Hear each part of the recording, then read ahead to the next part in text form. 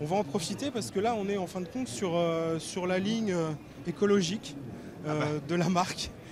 Voilà, comme tout beau constructeur, on se doit maintenant... En ce moment, tout le monde est axé là-dessus et c'est vrai que c'est un peu le futur, on va dire.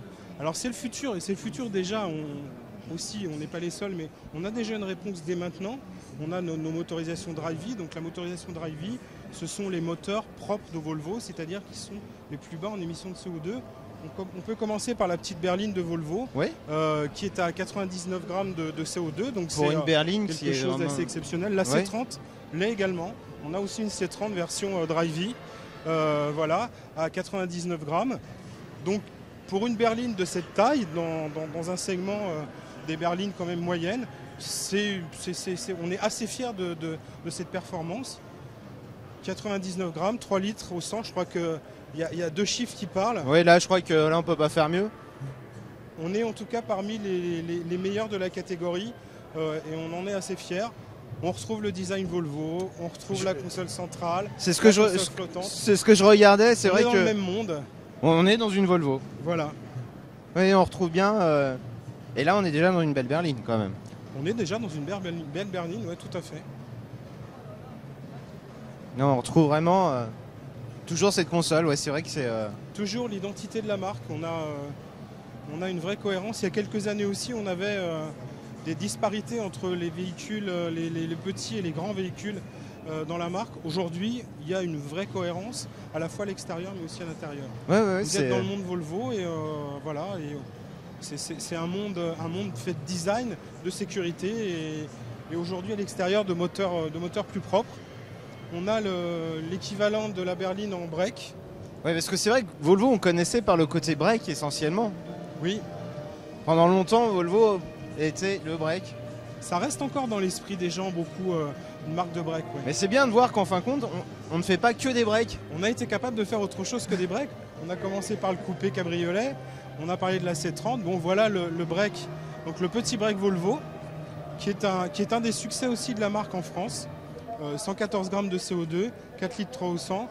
Là aussi, encore une fois, dans des motorisations spécifiquement dédiées maintenant pour faire baisser les émissions de CO2, les consommations et pour respecter l'environnement de plus en plus. Et on retrouve toujours la console centrale, la ligne de caisse toujours. Là, avec une habitabilité un peu différente puisqu'on est en version break, donc l'approche est un peu... Pareil, un beau travail sur les sièges au niveau du biton. De la même façon, oui.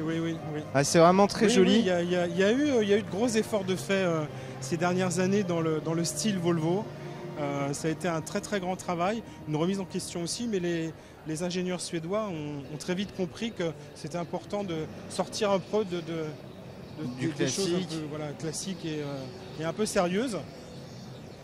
Là, ça j'aime beaucoup la prise au mur, je trouve ça très sympa. Là c'est vraiment le futur. En fin de compte, branchez-vous sur le futur, zéro émission. On est sur le concept de la voiture électrique et on se dit toujours, oui, c'est le futur, on est un peu dans la science-fiction. Là pour le coup, non, on ne va pas l'être. L'année prochaine, cette voiture sera commercialisée. Donc la C30 électrique, dans un premier temps, sera commercialisée, elle sera disponible, on pourra l'acheter. Donc n'importe qui pourra acheter une C30 électrique. Absolument. Après, et là donc d'avoir une grosse, non, pas une grosse prise comme ça, mais un peu plus petite quand même. Plus petite, ça dur à loger.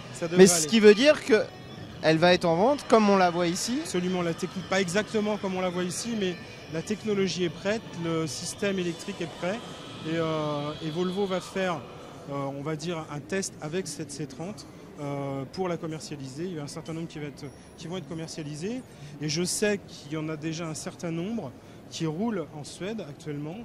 Göteborg, puisque Göteborg c'est la deuxième ville du pays et c'est le berceau de la marque Volvo.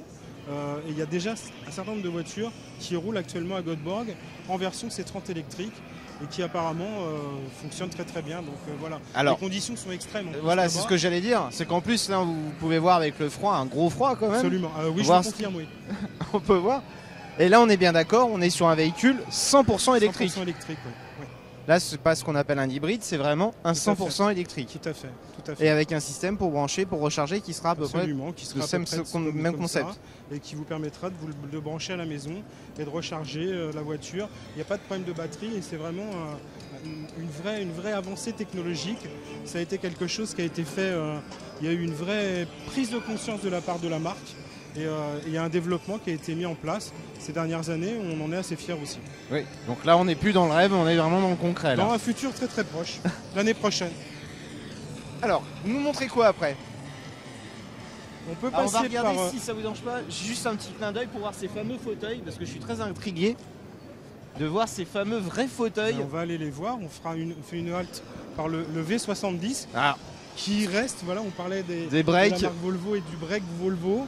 L'historique de Volvo est là.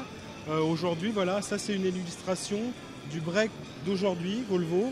On reste sur la capacité de chargement, sur l'espace, sur des véhicules qui sont là un peu plus importants que le V50 et qui reste la référence du marché break. Tout à fait. Voilà. Avec une ligne, après on aime, on n'aime pas, moi je trouve ça joli. Pareil, on retrouve toujours... Je vous parle plus de la console centrale. Non, mais on la retrouve partout. Là, on la retrouve, elle est là. Ceinture de caisse identique. C'est vrai qu'on a un espace phénoménal derrière. Absolument. Et l'identité aussi.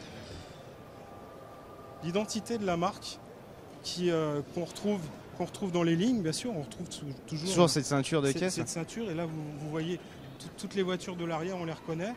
Une capacité de chargement digne d'un break de cette série-là. Ah oui, là c'est... Ce marché-là. On reste sur on est un peu la référence sur ce segment-là, oui. Et voilà. Et on retrouve toujours ce design des fauteuils aussi. On les retrouve.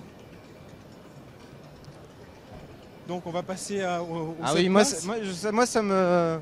Je suis curieux, j'ai vraiment envie de voir. Bon, déjà on sait qu'on a du coffre en plus. J'avais oublié de préciser ça tout à l'heure, mais oui, tout à fait. Parce que souvent, on a cette place, mais on n'a pas de coffre. Voilà, c'est soit les places, soit le coffre. C'est rarement les deux. En l'occurrence, aujourd'hui, c'est les deux chez Volvo. On est toujours dans la conception de la voiture. Il y a une phrase aussi qui résume très bien la marque. Il y a deux ingénieurs suédois qui sont à l'origine de la marque Volvo. Et ces ingénieurs, quand ils ont commencé à vouloir construire des automobiles, parce qu'avant, ils construisaient des poêles pour se chauffer, donc c'était un peu différent, ils ont dit, voilà, ce qu'on va faire aujourd'hui, c'est concevoir une voiture, c'est autour de l'humain. Oui. Donc c'est vraiment l'humain qui prime dans la conception des Volvo. On met d'abord l'humain et puis ensuite on construit la voiture autour. Et pas l'inverse. On ne va pas essayer de construire un produit et rentrer l'humain dedans après. C'est l'inverse. Oui, donc là, vous avez la version. La version 7 places. Tous les modèles de cette gamme seront en 7 places ou c'est une option? C'est une option. D'accord. Donc on a quand même le choix de choisir. Absolument. Vous avez soit 5 places, soit 7 places. Le classique 5 places. Mais comme je le précisais, on est vraiment dans... Si vous voulez faire de la gymnastique, c'est possible, mais on est vraiment dans 7 vraies places. Alors, ce qui est bien, c'est qu'en plus, ça s'avance pour pouvoir faire rentrer les personnes derrière. Et on est sur des vrais sièges. Ce sont pas là, Henri, si tu veux regarder. Ce ne sont pas des petits sièges d'appoint. Et même un adulte, y compris corpulent comme moi, est capable de rentrer et de s'installer et de voyager à l'arrière. On dit bon vivant. On dit bon vivant, alors d'accord.